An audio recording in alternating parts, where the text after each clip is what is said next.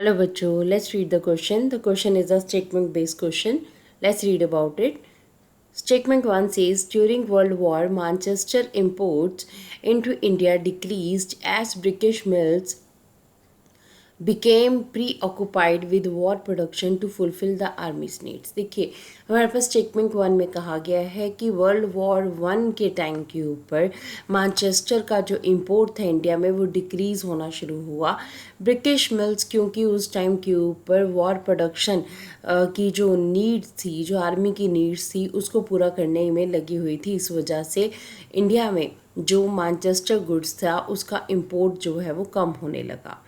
Statement 2 हमें कहता है fly shuttle is a mechanical weaving device that is moved by ropes and police.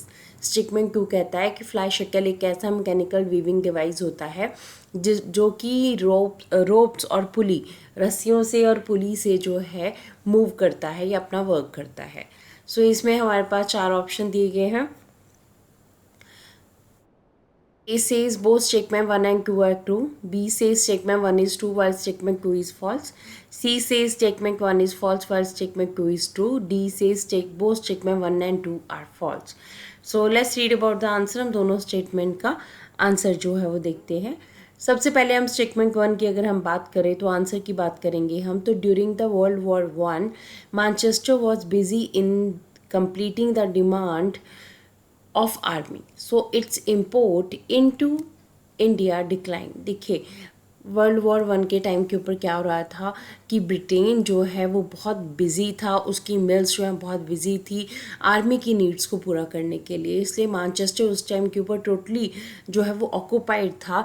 किस चीज़ के लिए ऑक्यूपाइड था? अपनी आर्मी की नीड्स को पूरा करने के लिए। तो इसलिए इंडिया में जो पहले इंपोर्ट हो रहा था, फॉरेन का जो क्लोथ इंपोर्ट हो रहा था वो रुक गया, और जिसकी वजह से इंडिया में जो मैनचेस्टर का वर्क था वो डिक्लाइन हुआ।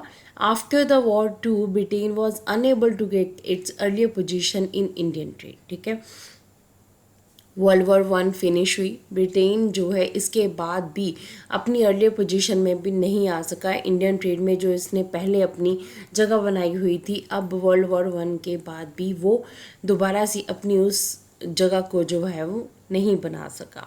तो इस तरह से अगर हम देखें तो हमारे पास स्टेटमेंट वन जो है वो करेक्ट है कि during the world war one Manchester import जो था इंडिया में वो डिक्रीज़ हुआ, और ब्रिटिश मिल जो है क्योंकि उस टाइम के ऊपर वॉर प्रोडक्शन में बिजी थी आर्मी की नीड्स को पूरा करने के लिए। So this statement is correct. अगर हम दूसरी स्टेटमेंट की बात करें, फ्लाई शक्ल के बारे में बात की जा रही है। सो फ्लाई शक्ल हमारे पास क्या होता है? फ्लाई शक्ल is the mechanical device used for weaving moved by means of ropes and pulleys. ठीक है, ये हमारे पास एक ऐसा मैकेनिकल डिवाइस होता है जो कि वीविंग यानी कि बुनने के लिए यूज़ किया जाता है, और इसको चलाने के लिए रोप्स, रस्सियों की और पुलीज की ज़रूरत होती है। इट इंक्रीज द प्रोडक्टिविटी पर workers, speeded up the production and reduce the labour demand. देखिए, इसका फ़ायदा क्या था? इससे जो प्रोडक्टिविटी है पर वर्कर वो बढ़ रही थी, इससे प्रोडक्शन प्रोसेस जो है काफ़ी स्पीड अप हो रहा था, और लेबर की जो डिमांड है वो कम हो रही थी, क्योंकि कम लेबर जो है, अब कम लेबर से भी ज़्यादा काम लिया जा सकता था क्योंकि फ्लाई शक्ल हमारे पास वीविंग मशीन अवेलेबल थी। तो इस तरह से हमारे पास जो सेकेंड स्टेटमेंट है फ्लाई शक्ल के बारे में दी गई कि एक वीविंग मशीन थी जो रोप्स और पुलिस से चलती थी, ये भी बिल्कुल करेक्ट है। अब ये दोनों स्टेटमेंट हमारे पास करेक्ट है, इट मीन्स हमारे पास जो ऑप्शन ए है ये हमारा राइट आंसर बन रहा है। Option A is the right answer of this statement based question.